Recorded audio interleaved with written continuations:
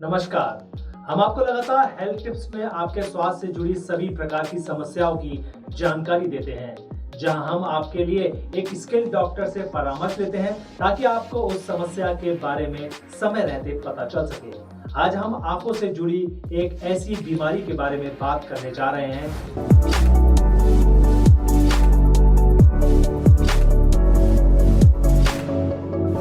अगर आपके सर में दर्द, आंखों में जलन, आंखों से पानी आना, गर्दन सर या पीठ में दर्द हो रहा है, तो इस समस्या को इग्नोर बिल्कुल भी ना करें। इस बीमारी को मायोपिया या आम भाषा में निकट दृष्टि दोष कहा जाता है।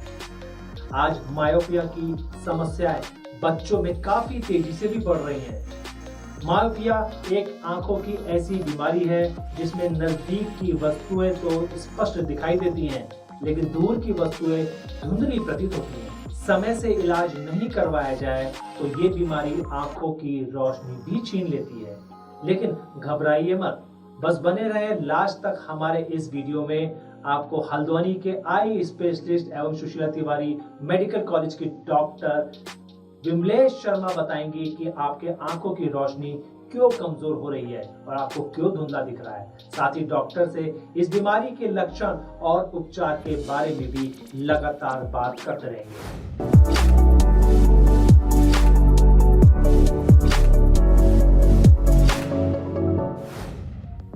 मैम, मायोपिया क्या होता है? आमतौर के बोलचाल की भाषा में हम मायोपिया को निकट दृष्टि दोष के नाम से भी जान सकते हैं। इसमें हमें नज़दीक की चीज़ें बिल्कुल साफ दिखाई देती हैं और दूर की चीज़ें अक्सर धुंधली दिखाई पड़ने लगती हैं। इसको हम अपनी मेडिकल लैंग्वेज में मायोपिया भी कहते हैं। मैम, मायोपिया की बीमारी बच्चों में क्यों बढ़ रही है? देखिए, मायोपिया अगर हम देखा जाए तो this is a kind of developmental disorder.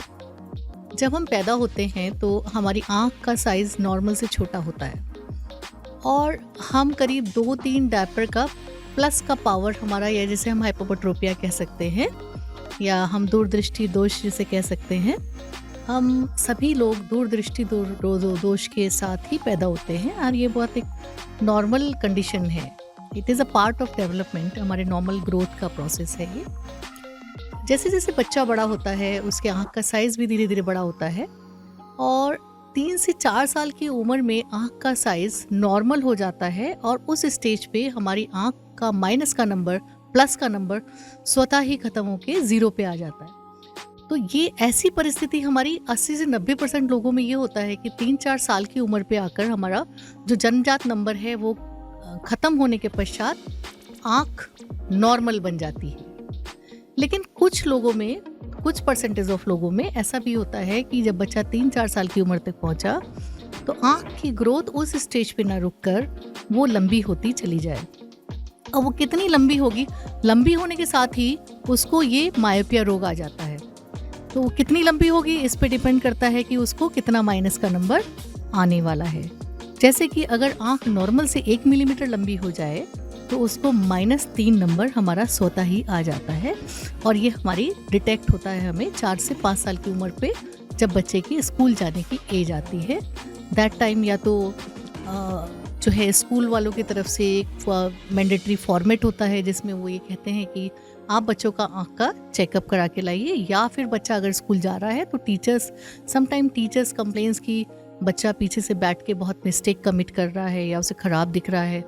घर में जनरली माँ बाप हमारे पास इस कंप्लेन के साथ आते हैं कि बच्चा जब टीवी देखता है तो वो टीवी के नज़दीक खिसकता चला जाता है। हम कितना भी उसको दूर दे बैठने को बोलें बट वो ऑटोमेटिकली नज़दीक आके ही देखता है। तो माँ बाप उसको डांट रहे हैं कि वो पीछे बैठे, बट वो क्योंकि in an effort to see clear उसे साफ नहीं दिख रहा है, इसलिए वो नज़दीक आ रहा है। तो अगर आपके बच्चे ऐसा कर रहे हैं तो we should be aware, we should become alert कि हमें बच्चों को एक बार आई स्पेशलिस्ट को दिखाना है। मैम, मायोपिया के कितने प्रकार होते हैं? जो हमारा नॉर्मल मायोपिया 3 से 4 साल की उम्र पे -1 नंबर, -2 नंबर, -3 नंबर, डिपेंडिंग कि आँख नॉर्मल से कितनी बड़ी हो गई है, जो वो छोटा सा एक नंबर आ रहा है उसे हम सिंपल मायोपिया कहते हैं। अरे सिंपल मायोपिया में भी ये है कि जब हमें मायोपिया आता है तो वो कुछ 1-2 डायप्टर नंबर से आता है और जैसे जैसे उम्र बढ़ती है वो नंबर भी बढ़ता चला जाता है, लेकिन हद से हद ये 6-7 डायप्टर तक ही पहुंचता है और ये नंबर हमारा 20 से 25 साल तक की उम्र में और कुछ व्यक्तियों में 30 साल की उम्र तक भी बढ़ता रह सकता है। ये सिंपल मायोपिया होता है। अच्छा, एक मायोपिया होता है, इन्होंने मुझसे पूछा कितने प्रकार के होते हैं, तो एक मायोपिया भी बच्चा जन्म के समय जो आँख छोटी होनी चाहिए थी वो छोटी ना होकर जन्मजात ही आँख बड़ी लेके अगर बच्चा पैदा हो रहा है तो उस वक्त भी एक किस्म का मायोपिया हो सकता है और -10 तक नंबर ऐसे बच्चों का हो सकता है। इसे हम डेवलपमेंटल मायोपिया कहते हैं। तो ऐसे बच्चों का अगर सही समय पे हमें पता नहीं लगता है तो उनका ब्रेन के लेवल पे जो देखने की एक्टिविटीज़ हैं वो स्लो हो जाती हैं और बच्चा जो है लेज़ी आई नामक एक बीमारी, जिसे हम सुस्त आँख या फिर एम्ब्लायोपिया नामक एक बीमारी, इस रोग से ग्रसित हो जाता है। तो जब भी पेरेंट्स को लगता है कि बहुत छोटा बच्चा है, आई कांटेक्ट नहीं बना रहा है, इधर उधर देख रहा है और ऑब्जेक्ट को फॉलो नहीं कर रहा है, तो उनको अलर्ट होना चाहिए और उन्हें आई स्पेशलिस्ट को समय से दिखाना चाहिए, जिससे कि वो लेज़ी आई या फिर एम्ब्लायोपिया नामक रोग से ग्रसित होने से बच सके। मैम, बच्चों के जीवन में मायोपिया से क्या प्रभाव पड़ता है? देखिए, मायोपिया ऐसा, जैसा कि हम ज़्यादातर लोग जानते हैं कि ये एक निकट दृष्टि दोष है। इसमें हमें नज़दीक की चीज़ें तो साफ दिख रही हैं लेकिन दूर की चीज़ें साफ नहीं दिख रही हैं। तो ऐसे बच्चों के ग्रोथ डेवलपमेंट में they become more confined to their surrounding places, like they are more interested in books, playing video games, or just confined to do close works and never interested in playing outdoor activities। बाहर जाने से कतराने लगते हैं, खेलने से कतराने लगते हैं क्योंकि उन्हें दूर की चीज़ें साफ नहीं दिख रही हैं। जैसे कि अगर बच्चा बैट बॉल खेल रहा है तो दूर से आती हुई बॉल को अगर नहीं वो चेस कर पा रहा है, देख नहीं पा रहा है, तो उसको इंटरेस्ट भी नहीं आएगा उस खेल में। इसी तरह से उसका प्रकृति से भी धीरे धीरे प्रकृति प्रेम कम हो जाता है, क्योंकि उसे प्रकृति की जो सौंदर्य है, जो दूर से देखने पे हम सब निहार पा रहे हैं, वो उसको देखने में बाधा हो रही है, वो देख नहीं पा रहा है। उसे जो छोटे कीट पतंगे हैं, चिड़ियाँ हैं, दूर से वो नहीं उनको देख पा रहा है, तो he will lose interest in surroundings and environment. तो इस तरह से ओवरऑल डेवलपमेंट में एक तो लैक्यूना, एक कमी तो आ ही जाती है कि बच्चा सब चीज़ों से हट के केवल एक अपने कमरे तक में ही कन्फाइंड रह जाता है। क्या अच्छे खान पान से इस बीमारी को रोका जा सकता है? देखिए, वैसे तो ये एक नेचुरल प्रोसेस है और बहुत सारे पेरेंट्स को ये अप्रीहेंशन रहता है कि इसका अब नंबर है, अगर हम इसको डाइट में इम्प्रूवमेंट करें तो क्या ये नंबर बढ़ेगा कि नहीं बढ़ेगा। लेकिन कुछ हद तक तो देखिए अच्छी डाइट का हमारे सारे बॉडी सिस्टम पे फ़र्क पड़ता है। इसी प्रकार हरी साग सब्जी, रंग बिरंगे फल जो कि प्रचुर मात्रा में विटामिन ए लिए हुए होते हैं, उनको लेने से हमारी आँखों की सेहत अच्छी रहती है। दूसरा, मायोपिया या निकट दृष्टि दोष में हमारा मस्कुलर और ऑप्टिकल बैलेंस हमारा डिस्टर्ब होता है और इस मस्कुलर बैलेंस को अच्छा रखने के लिए डेफिनेटली हमें अच्छी डाइट की ज़रूरत है। जितना हमारा मस्कुलर बैलेंस ख़राब होता है, आँखों का मस्कुलर बैलेंस जितना ख़राब और कमज़ोर होता है, उतना मायोपिया के तेज़ी से बढ़ने के चांसेस हमारे बढ़ जाते हैं। इसी प्रकार अगर कोई बहुत सडनली किसी बीमारी से ग्रसित हो जाए और या फिर बहुत घंटों तक वो क्लोज एक्टिविटी में इन्वॉल्व रहे, तो भी उसका मायोपिया रैपिडली इंक्रीज़ करने के चांसेस हो जाते हैं। या फिर डिम लाइट में बहुत घंटों तक कुछ स्क्रीन वर्क, कंप्यूटर वर्क या फिर स्टडीज़ कर रहे हैं डिम लाइट में, तो भी मायोपिया के बढ़ने के चांसेस होते हैं। मायोपिया के क्या उपचार हो सकते हैं? मायोपिया बेसिकली आपको माइनस के ग्लासेस या फिर कॉन्केव लेंसेज का चश्मा लगा के मायोपिया उचित तरीके से आई की टेस्टिंग करा के और जो भी रिक्वायर्ड आपकी ज़रूरत के मुताबिक माइनस के नंबर देकर मायोपिया को हम ठीक क्या कह सकते हैं कि मायोपिया से हम you can cure that. You can not say this is a cure, but you can definitely get assistance with your glasses or you can take contact lenses। with the help of contact lens भी आप myopia में help ले सकते हैं। कुछ लोग, ज़्यादातर young generation वाले बच्चे जो 18 से 20 साल के, 25 साल के बच्चे हैं, वो हमारे पास अक्सर ये पूछने आते हैं कि मैं चश्मा हटाना चाहता हूँ, तो क्या कोई उपाय है। डेफिनेटली हम कुछ छोटे से छोटे नंबर से लेके -16 तक के नंबर को हम सर्जरी द्वारा हटा सकते हैं और उसके लिए आजकल बहुप्रचलित सर्जरी ICL, जिसे हम कोलेमर लेंसेज कहते हैं, these are the phakic lenses, जो कि आँख के अंदर जिस प्रकार से कॉन्टैक्ट लेंस कॉर्निया के ऊपर लगाया जाता है, इसी प्रकार से ICL हमारे आँख के अंदर नेचुरल लेंस के आगे प्लेस कर दिए जाते हैं। ये मायोपिया का एक अच्छा निदान है। इसके अलावा एक फोटो रिफ्रैक्टिव केरेटेक्टमी होती है, जिसमें हमारे कॉर्निया का कर्वेचर को थोड़ा कम कर दिया जाता है। बेसिकली आई के पावर को हमें रिड्यूस करना है। तो इसमें कॉर्निया में एक लेज़र द्वारा कुछ रिलैक्सिंग इंसिजन्स क्रिएट करके या उसका कॉर्निया का रीशेपिंग करके, लेसिक से कॉर्निया रीशेपिंग करके हम इस नंबर को ख़त्म कर सकते हैं। देखिए, कुछ हद तक तो जब भी हम बहुत हाई कंट्रास्ट में हम काम करते हैं तो हमारी आंखों को विभिन्न प्रकार का नुकसान पहुंचता है।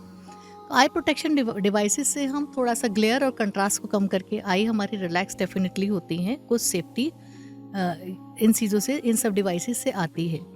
लेकिन अगर हमें कहें कि डिजिटल जो ये एरा आ गया है इटसेल्फ, ये जो है एक प्रॉब्लम है। और बहुत घंटों तक अगर कोई डिम लाइट में डिजिटल स्क्रीन या बहुत ज़्यादा स्क्रीन टाइम जिसका है, तो उनको एक कंडीशन होती है कि जो मसल्स हैं वो उसमें एक किस्म की अकड़ाहट आ जाती है। We call it muscle spasm. और इसकी वजह से आई नॉर्मल होते हुए भी जब हम ऐसे लोगों को टेस्ट करते हैं तो उनको एक माइनस का नंबर आता है। बहुत सारे लोग ऐसे आते हैं जो ये कहते हैं कि 3-4 घंटे हम जब काम कर लेते हैं, IT सेक्टर के बच्चे जो कि आजकल नॉर्मल 8-10 घंटे से, जो नॉर्मल रूटीन में 8 घंटे काम किया करते थे, आजकल वो 14 घंटे 16 घंटे IT सेक्टर वाले बच्चे घर में बैठ के काम कर रहे हैं। उन लोगों को, वो लोग ये कंप्लेंट्स लेके आते हैं कि जब हम दूर देखते हैं तो हमें दूर का एकदम धुंधला दिखाई देता है। तो एक्चुअल में उनको कोई एरर नहीं है, लेकिन वो नज़दीक का काम करते हुए उनकी आई एक फोकस पे फिक्स हो जाती है, जिसको हम स्यूडो मायोपिया कहते हैं। तो इसके लिए हम उन्हें प्रिकॉशन बताते हैं कि कंप्यूटर पे या लॉन्ग अगर हम क्लोज वर्क कर रहे हैं तो हमें क्या प्रिकॉशन लेनी है। हमें उसी काम को ब्रेक करके बीच बीच में आई को रिलैक्स करने का टाइम देके हम उस काम को पूरा करना है। और हमें लुब्रिकेंट आई ड्रॉप्स यूज़ करते रहना है, जिससे कि स्यूडो मायोपिया नामक कोई बीमारी उनको ना होने पाए। क्या मायोपिया आनुवंशिक रोग है? एक प्रकार का मायोपिया पैथोलॉजिकल मायोपिया भी है, जिसके कि हेरिडिटरी कॉजेज होते हैं। अगर मदर या फादर में से किसी को हाई माइनस के नंबर लगे हैं तो जेनेटिक कॉजेज़ की वजह से वो नंबर जो है हमारे बच्चों में आगे की पीढ़ी में आने के चांसेस हो जाते हैं।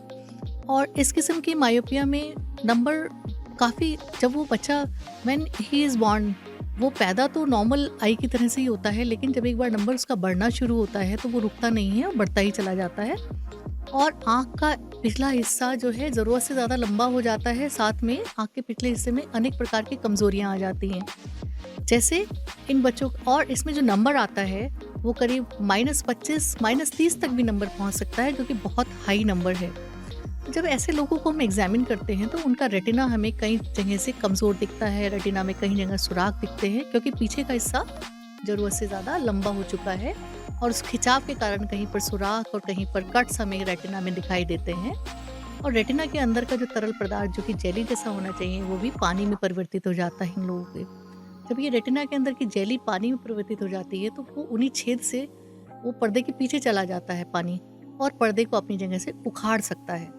ऐसा अक्सर पैथोलॉजिकल मायोपिया वाले लोगों में देखा जाता है, जिनको हाई माइनस के नंबर है।